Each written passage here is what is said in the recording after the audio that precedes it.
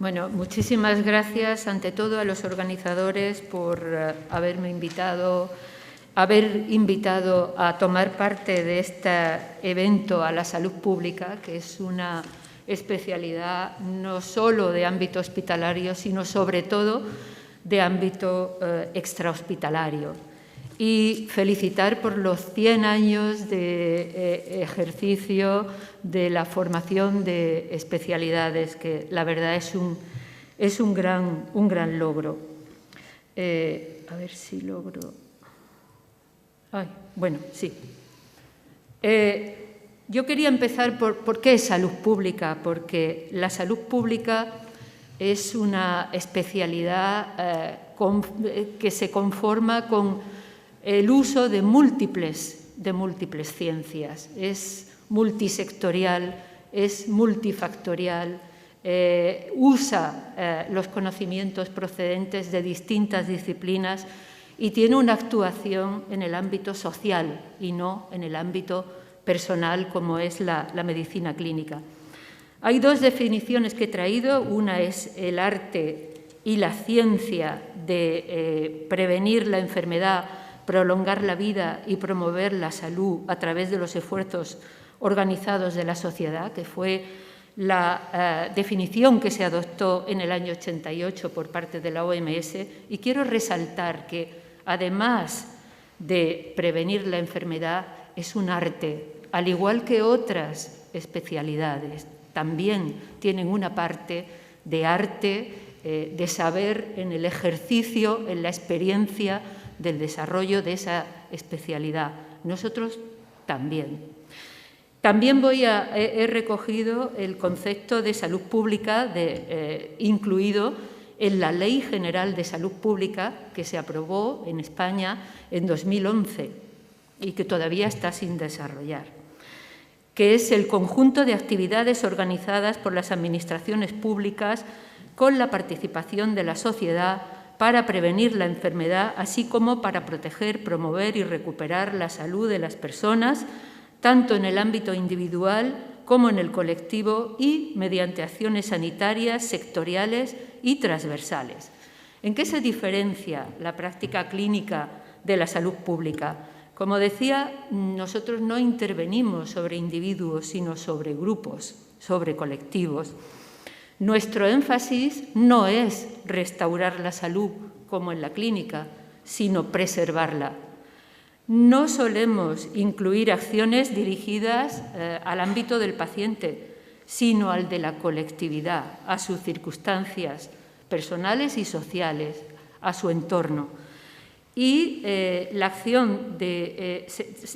práctica clínica se basa en la acción de un profesional de salud. La práctica de la salud pública es de una organización generalmente gubernamental. Implica la clínica responsabilidad individual, la salud pública responsabilidad colectiva. Estos son los campos en los que actúa la salud pública y estos son los determinantes. Influye la biología humana, influye el medio ambiente, influye el estilo de vida, influye el sistema sanitario. Pero fíjense que el sistema sanitario en las condiciones de salud pública de una población es lo que menos influye. Influye mucho más el medio ambiente, el estilo de vida, las conductas, la biología. En cambio, el sistema sanitario es lo que consume la mayor parte de los recursos en el ámbito de lo que es salud. Estos son los determinantes y las causas sociales de las enfermedades, a la derecha. La salud pública está a la izquierda, la práctica clínica a la derecha. La salud pública influye en aspectos como son la globalización, la urbanización, la educación, las condiciones de hábitat son fundamentales. No hay nada mejor en una comunidad donde no hay otros servicios que poner saneamientos, agua potable, etcétera, etcétera. Eso salva muchísimas vidas, más que poner un consultorio. Pero bueno, yo creo que eso es sabido ya por parte de todos. ¿Cómo actúan las condiciones, los determinantes sociales? Pues actúan generando determinadas conductas de riesgo. Por ejemplo, incurrimos en el uso del tabaco, en la inactividad física, en el consumo excesivo de alcohol, etcétera, etcétera, etcétera. Muchas más conductas poco saludables. ¿Eso qué genera? Eso genera alteraciones de tipo metabólico que conducen a enfermedades ya tipificadas en la clasificación de enfermedades. Y ahí es donde actúa la práctica clínica, afortunadamente, y con grandes avances. También quería mencionar la diferencia que hay entre igualdad y equidad. Yo creo que está claro. El principio de equidad en salud pública es fundamental. Y parafraseo a Félix Lobo, no vale el café para todos, hay que adaptar las medidas en función de aspectos equitativos. Estas son las 10 medidas esenciales en el ámbito de la salud pública.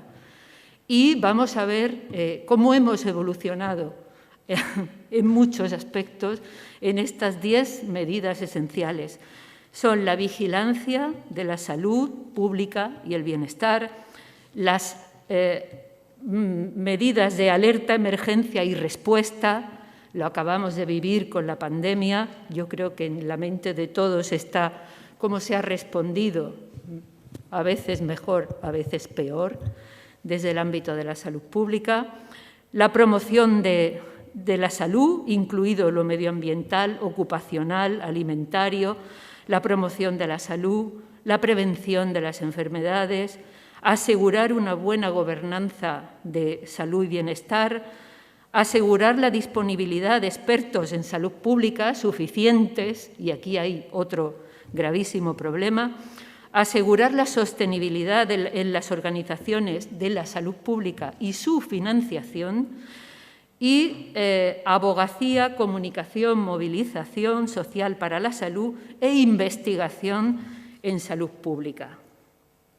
Bien, así actuamos, demostramos un riesgo a través de la investigación, demostramos la efectividad de una intervención dada, evaluamos los costes económicos, medimos el impacto sobre los sujetos y establecemos con equidad una determinada política para abordar ese problema dado. Así actuamos. Y esto es un ejemplo de nuestro día a día en salud pública. Esto es la historia natural de una enfermedad cualquiera. Yo aquí he metido enfermedad mental porque es a lo que yo me dedico. Hay muy pocas áreas dentro de la salud pública que hermanen la salud pública con la salud mental. Digamos que es una novedad, ¿no?, el incluir la salud mental dentro de la salud pública, cuando debía estar siempre incluida. Pero bueno, las cosas son así. Estos son los factores de riesgo, aquí a la izquierda, de la enfermedad mental, conocidos. El inicio de la enfermedad, en el 50% de los casos, ocurre a los 14 años, 2/3 antes de los 20. Ahí está la enfermedad mental no diagnosticada, porque el diagnóstico tiene lugar allí. A partir del diagnóstico, la enfermedad mental diagnosticada, no necesariamente tratada, ojo, hay una proporción muy importante de enfermedad mental que no está tratada en nuestro país con nuestro sistema. Y ahí está el fallecimiento. ¿Y qué ocurre en la enfermedad mental? Que hay muchísimos fallecimientos prematuros. ¿Por qué? Porque el enfermo mental muere 10, 15 años antes que la esperanza de vida normal. Este es el planteamiento. Y esto lo aplicamos a cualquier enfermedad y así trabajamos. Aquí están las poblaciones con riesgo y abajo los considerados vulnerables. ¿De qué nos valemos? Nos valemos de los sistemas de información y ahí los hospitales son fundamentales, la clínica. Y ahí están las fuentes, las encuestas, los estudios de carga de enfermedad, la mortalidad, los registros. No me voy a detener en cada uno de ellos porque en España hay unas grandes diferencias en función de la comunidad autónoma en el registro de las enfermedades. No tenemos un sistema de información a nivel nacional, sobre todo en enfermedades crónicas y mucho menos en salud mental. Estos son los requisitos para que haya un buen sistema de información, que es la base para actuar en salud pública. Sin información no podemos tomar medidas, desarrollar acciones. Los requisitos son recursos, pero no hay recursos en todas las comunidades autónomas, tampoco a nivel central los necesarios. Voluntad política y liderazgo nacional. Esto es fundamental para elaborar, poner en marcha sistemas de información del conjunto del Estado y también del conjunto de la Unión Europea. Ojo, no tenemos, por ejemplo, un sistema de información a nivel de la Unión Europea sobre salud mental. No lo hay. Tampoco lo hay de otras enfermedades. El marco general de la salud mental, bueno, pues es confuso, no hay prioridades, hay una ausencia de un marco internacional, como digo, de comparación, una falta de visión multisectorial y no hay evaluación de la evidencia disponible de las acciones que se ponen en marcha. ¿De acuerdo? Entonces, bueno, las estrategias, los sistemas de información sobre salud mental no recogen incidencia de enfermedades, nos valemos exclusivamente de la mortalidad, que en concreto en salud mental, en cáncer es muy indicativo, pero en salud mental pues es muy poco indicativo, porque la única mortalidad atribuible a la enfermedad mental es el suicidio, con lo cual no nos sirve. Tenemos que valernos de otros sistemas de información, como los hospitalarios. No todas las comunidades autónomas tienen el mismo cuidado para elaborar sistemas de información que realmente sean capaces de informar realmente de lo que está ocurriendo. Bueno, y esto es, en salud pública, ¿qué sabemos? ¿Qué hemos hecho? ¿Qué sabemos en el mundo? ¿Cómo va la salud pública del mundo? Bueno, pues, por ejemplo, en el tema de la sindemia global, sabemos que más de un tercio de los niños menores de 5 años están malnutridos, más de la cuarta parte de la población mundial tiene exceso de peso y la otra parte de la población mundial padece de desnutrición. Y ahí vemos cómo el exceso de peso se ha asociado clarísimamente con una mucho mayor mortalidad de la pandemia por COVID. Los determinantes económicos, bueno, pues el ejemplo del tabaco. El tabaco se fuma menos en los países desarrollados, pero se fuma más en los países en desarrollo. Las estrategias comerciales que ahora se tienen incluidas, se incluyen dentro de lo que son los determinantes de la salud, el marketing, la implementación de las compañías en otros países, que a su vez generan aumentos de demanda y, por lo tanto, aumento de conductas de riesgo como el tabaquismo. Lo mismo pasa con el alcohol. Hoy sabemos que no hay un nivel seguro de consumo de alcohol y lo mismo ocurre con el azúcar. El consumo excesivo de azúcar pues conduce a factores de riesgo metabólicos que todos conocemos. No quiero dejar de traer el problema de la iatrogenia. La iatrogenia también mal contabilizada, mal estudiada, poco extendida su incidencia, pero la iatrogenia también supone un importante problema de salud pública en el mundo. ¿Y qué decir tiene el consumo de antibióticos? a la derecha. España es uno de los países que más antibióticos usan para el consumo, en la crianza de animales. Bueno, esta es la situación desde 1990 hasta 2019, a través de los estudios de carga de enfermedad, que son los más precisos. Esto es lo que sabemos de lo que está ocurriendo en el mundo. Hemos mejorado un pelín, digamos, determinados riesgos conocidos, como la dieta, el colesterol, el LDL colesterol, la presión arterial, los problemas de alcohol, abuso sexual en la infancia y baja actividad física, pues no los hemos mejorado. En fin, todo lo que sabemos no ha servido para mucho, porque en el mundo los principales factores de riesgo no han cambiado mucho. ¿Y qué ha pasado en España? Pues en España está pasando esto. Esta es la población que teníamos en el 90, en azul, en negro, la población que teníamos en los 90 y la población que vamos a tener en 2100, en amarillo. Bueno, ¿es saludable una composición de la población como esta? ¿Enfocamos las acciones de salud pública para paliar esta situación, que vamos a vernos de aquí a unos años, o al menos para adaptarnos a ella? ¿Y tenemos capacidad técnica para afrontar esta inversión de la pirámide? No. Esta es la situación en España de la mortalidad y discapacidad, dos conceptos que van unidos en el concepto de carga de enfermedad.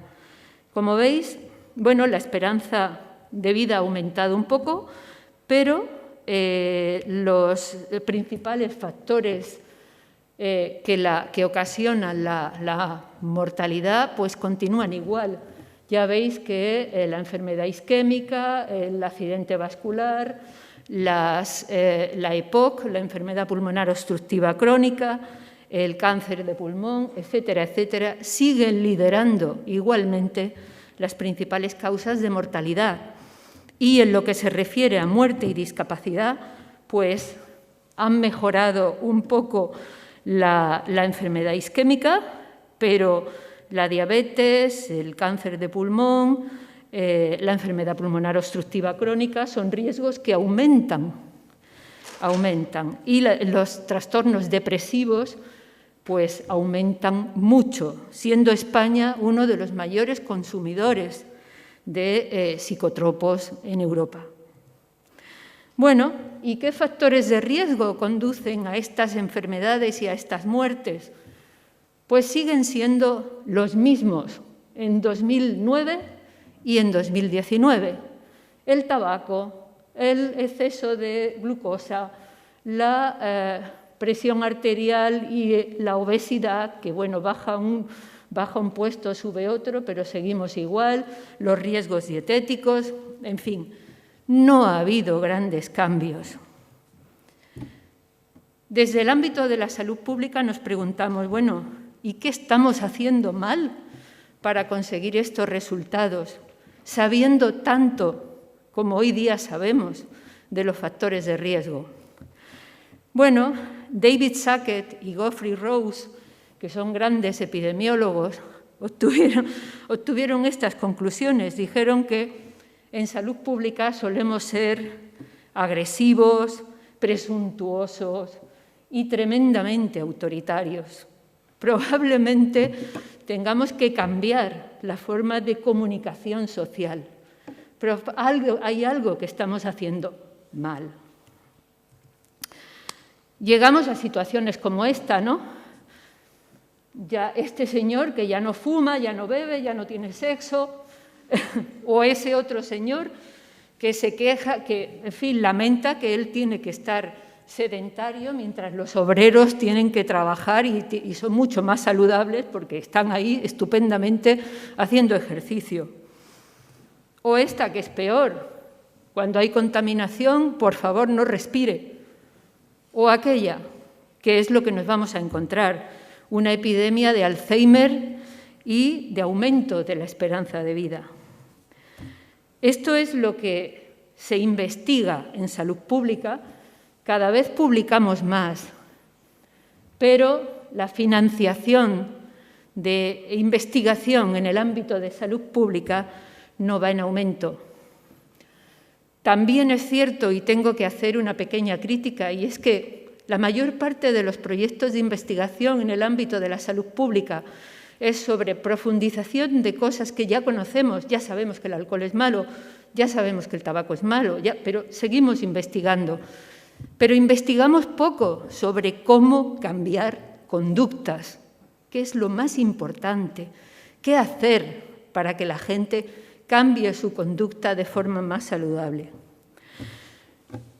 Esto es la organización y competencias en salud pública en nuestro país.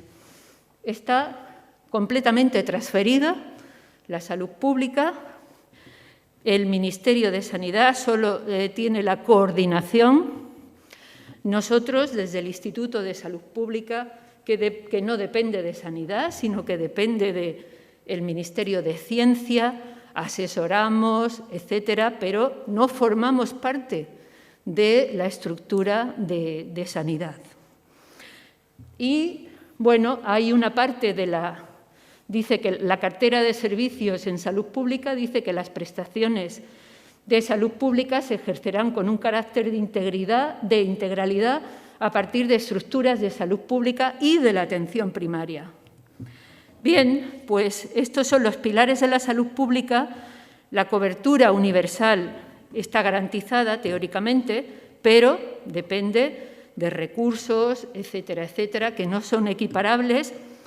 Lo mismo pasa con los derechos humanos, con la práctica basada en la evidencia, la aproximación al curso de vida, que es un pilar básico hoy día en salud pública, no está integrado dentro de lo que es la actividad de salud pública, no hay perspectiva multisectorial y hay una integración de la abogacía, políticas, planificación, legislación, etcétera, que tienen desarrollos muy desiguales dependiendo de las comunidades autónomas. En general, todos estos pilares tienen mejores desarrollos en algunas comunidades autónomas, peores en otros y muy malos en otros. Bien, y esto he querido traerlo porque, para no entrar en depresión, esto es lo que decía New York Times de los CDC, que es la mejor agencia de salud pública del mundo, en junio de 2021. Decía, la tecnología de los CDC era vieja, los datos escasos, la burocracia lenta, la orientación confusa, el desacuerdo con la administración patente. El coronavirus acudió a la principal agencia de salud pública del mundo, creando una pérdida de confianza y obstaculizando las respuestas de los Estados Unidos a la crisis. Imagínense, bueno, esta es la situación nuestra. Esto es un artículo, un editorial que se ha publicado en Gaceta Sanitaria, es una revista muy difundida dentro del ámbito de la salud pública, y ahí están todos los problemas de la salud pública española: desprestigio, falta de coordinación, falta de recursos, menor remuneración, etcétera, etcétera, etcétera. Bueno, ¿cómo vamos? Tenemos una Ley General de Salud Pública que está en fase de desarrollo desde 2011. El Ministerio, esto es una transparencia que traigo de una presentación del Ministerio de Sanidad, que dice que la estrategia de salud pública está en elaboración, la estrategia de vigilancia en elaboración avanzada, el Centro Estatal de Salud Pública también está en trámite y el refuerzo del Ministerio de Sanidad al marco estratégico para la atención en primaria también. Y esta es la última diapo. Estas son las debilidades: estructura descentralizada, formación escasamente estructurada y desigual, escasa o nula integración de salud pública y Sistema Nacional de Salud, poco protagonismo de las escuelas de salud pública, relevo profesional no garantizado.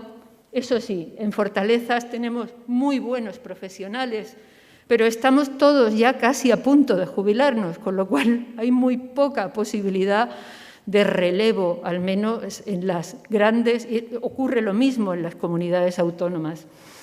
Las amenazas es la desestructuración y la separación de competencias, que es una gran amenaza.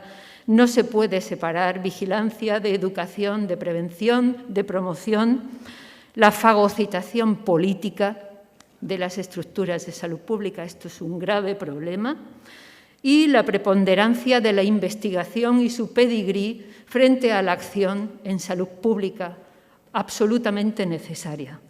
Y bueno, oportunidades tenemos la pandemia, el desarrollo de la Ley de Salud Pública de 2011, que esperamos que este año esté ya, y el impulso europeo de creación de nuevas agencias de salud pública, como es el caso de Francia, que acaba de montar su agencia de salud pública, o del Reino Unido. Y nada más, muchas gracias.